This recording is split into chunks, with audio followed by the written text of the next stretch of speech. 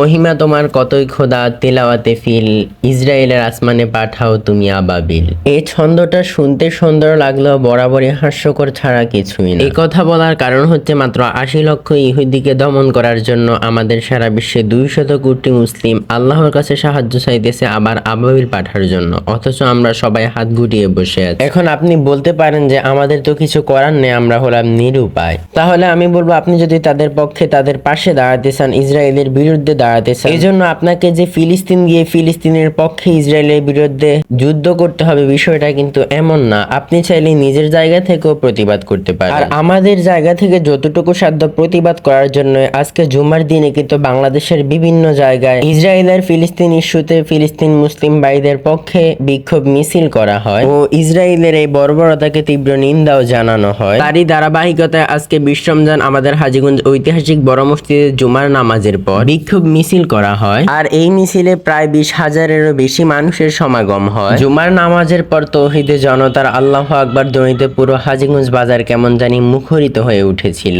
মিছিলের প্রত্যেকবার আল্লাহু আকবার ধ্বনিতে মনে হয়েছিল এই ক্লান্তি যেন আমাদের রোজাকে আরো পরিপূর্ণ করে তুলতেছে।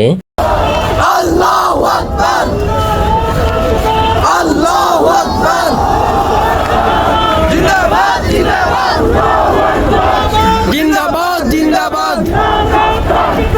মিছিলের প্রথম অংশ শেষ হয় হাজীগঞ্জ চৌরাস্তার মোড়ে। সেখানে হেফাজতে ইসলামের কয়েকজন আলেম বক্তব্য রাখার পর সমাপ্ত বক্তব্য ও মুনাজাত পরিচালনা করেন হাজীগঞ্জ বড় মসজিদের পেশ ইমাম ও খতিব মুফতি আব্দুর রউফ সাহেব। আমরা শুধু ইসরায়েলের বিরোধিতা করতে গিয়ে ফেসবুকে পোস্ট আর বিক্ষোভ মিছিল করলে হবে না, তাদের বিরুদ্ধে আমাদের সবচেয়ে বড় ভূমিকা হচ্ছে আমরা তাদের সকল পণ্য বয়কট করতে হবে। কারণ আমাদের এটা মনে রাখতে হবে যে আমাদের কাছে তারা পণ্য সেল করে যে কমিশন পায়, এই কমিশনগুলোর একটা অংশ কিন্তু যায় আমাদের মুসলিম ভাই বোনদের বিরুদ্ধে বোমা ও অস্ত্র কেনার জন্য। সর্বশেষ আল্লাহর কাছে একটাই ফরিয়াদ, আল্লাহ যেন আমাদের ফিলিস্তিনি ভাই বোনদেরকে ইসরায়েলের মতো জঙ্গি সন্ত্রাসীর হাতের সমস্ত বর্বরতা থেকে মুক্ত করে। আর শুধু ফিলিস্তিন নয়, ভারত সহ আরো যেসব দেশে আমাদের মুসলিম ভাইয়েরা নির্যাতিত হচ্ছে, আল্লাহ যেন সকলকে এইসব নির্যাতন থেকে রক্ষা করে।